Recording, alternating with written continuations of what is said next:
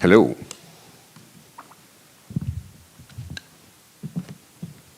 Question for Paul. Nobody? Yeah. Easy day for me. I got you, bro. How are you doing mentally, brother? I know after the last fight, you'd kind of made a post on Instagram there. You'd quoted MGK and Youngblood. You said, watch me take a good thing and fuck it all up in one night. So how's the head coming into this week? Yeah, it's not only is that a tune, it's a toe tapper, but yep, it kind of summed up my experience then. We went back to back in a fight camp as a middleweight. We'd never done that before. Going back to back as a light heavyweight is absolutely fine because you're not cutting as much weight. But being a middleweight and having to recut after a few months of already making that cut, we didn't factor that in, and it had negative effects on us. Testosterone was low. We struggled to keep him up. You know what I'm saying? He was a little bit limp. But now you can hang a duffel coat off him. So moving forward, we know that we can't take back-to-back fight camps. We know that, and if we do, it has to be as a middleweight, then a light heavyweight. We can't strip all our natural resources of our body. And did you take any sort of like good things out of it? Because you get a guy like Kaio after, and guys are still calling you out. I think Joe Pyfer before his last fight was calling you out. So is it still a good thing to know that everybody's like, you know what, I still want to fight Paul Craig? Yeah, I think it's people feel that it's an easier option if you fight a Paul Craig. Most times I haven't really showcased my striking, and when I do showcase it, people are like, this guy can strike, and I think that's what people want me to turn up. I genuinely believe that over the last 2 years in the development of my striking, I'm a far better fighter than I ever have been, and guys calling me out is dangerous for them. And I'll take any fight in any given night, but just give me enough prep and I'll mess MD up. And how's the backflips coming?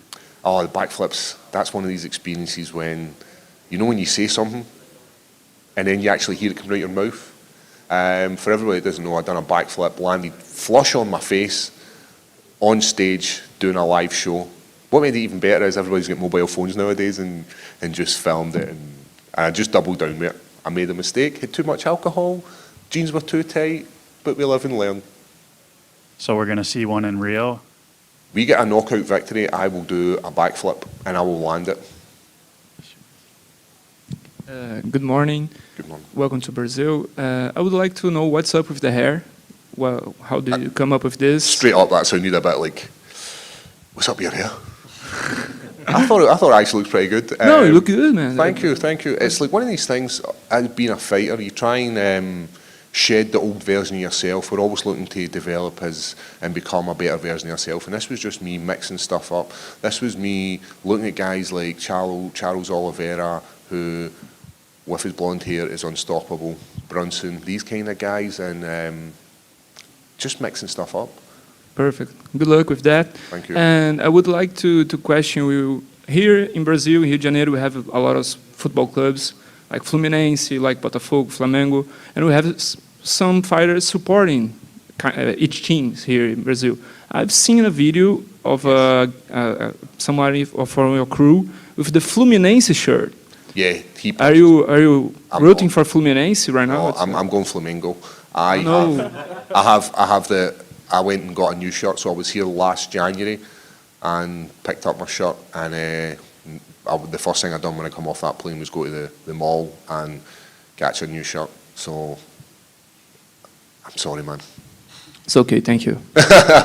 No more questions for you. Just one, just one over here. I was seeing you were speaking with TalkSport MMA, and you were describing your opponent as like a young lion, athletic, hits heavy, but also you've really built a career on a lot of upsets. All factors considered, do you feel poised to put on one of your better performances of your career?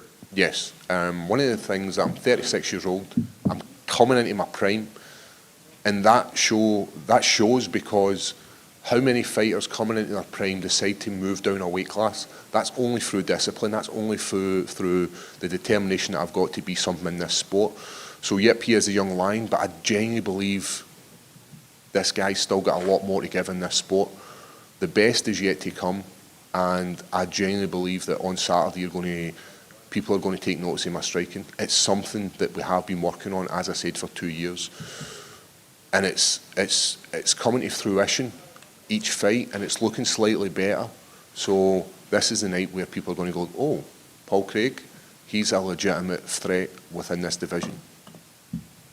Yeah, and I think a lot of people make a lot of the, intense atmosphere as like the quote-unquote away player in Brazil, but in some interviews I've seen you articulate the fighting in Glasgow almost had more pressure, and you fought in Brazil before, so just all factors considered, like, just, is this one you're particularly, I guess, focused in on and fired up for? Like, it seems like you're more focused on getting that first win in Brazil as opposed to, like, feeling that pressure of the quote-unquote away player, as it were.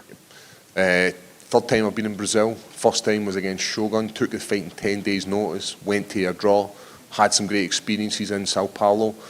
Then was lucky enough to come and fight Johnny Walker. Unlucky I didn't get that victory. Johnny Walker was one of the reasons we moved down the weight class, and we looked at him and went, he's a much bigger opponent than us. He is an outlier within the light heavyweight division. Can we be an outlier in the middleweight division with guys like Pereira being so big in this division? And that was the reason we moved down. I've been all over the world with the UFC, been in Australia fighting Australians, been in America fighting Americans. Fans get behind their own, and it doesn't matter if it's Brazil or if it's Mexico City. You're going to take some flack off the crowd if you're the away fighter. One of the things I do is a lot of visualization, so I visualize it. I've made that walk so many times. I know what it's like to experience that noise. I know what it's like to experience that hatred. It's when you show me too much love is when I sort of crumble. But I'm looking forward to hearing the crowd. I'm looking forward to, as a fan, being in the back after my fight, listening to the crowd when Jose Aldo walks out. Like, this guy's a legend within this sport. Like, I see the smile on your face because you're having the exact same thing as me. Like, I get goosebumps thinking about this. So I'm excited to be part of this card and hear that roar when Aldo walks out.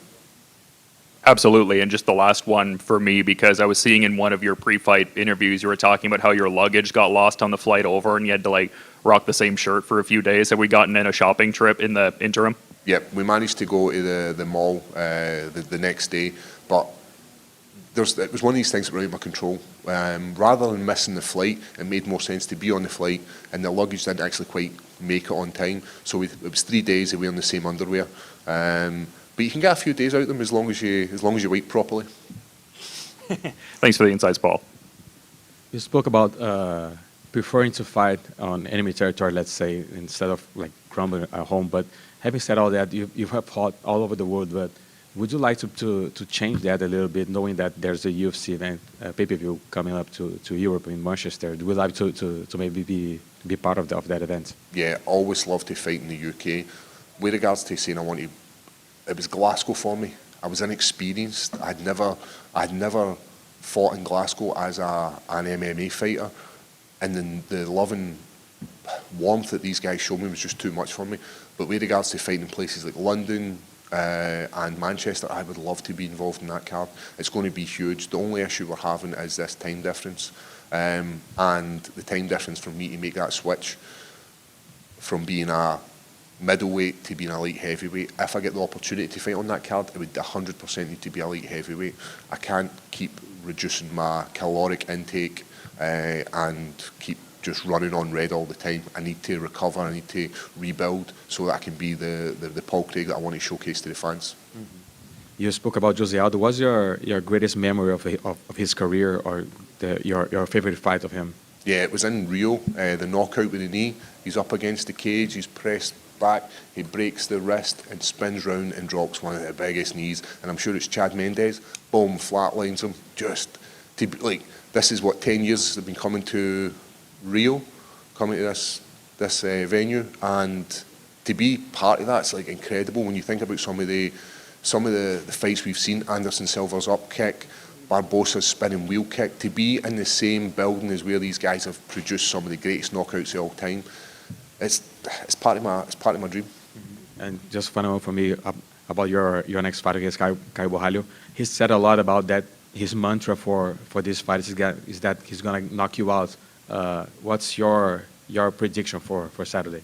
I mean, I like LL Cool J as well, but he's no LL Cool J, and he goes the distance, and I don't go the distance. And if I do go the distance, I go out in my shield. So if he believes that he's going to knock me out, then I'll take it. My game plan that my team has come up with, it works so well, and I have a very good experience against Southpaws, and I believe that it's just going to be a good night to be a Paul Craig fan. Thank you. No, you know, beautiful. Enjoy your day, guys.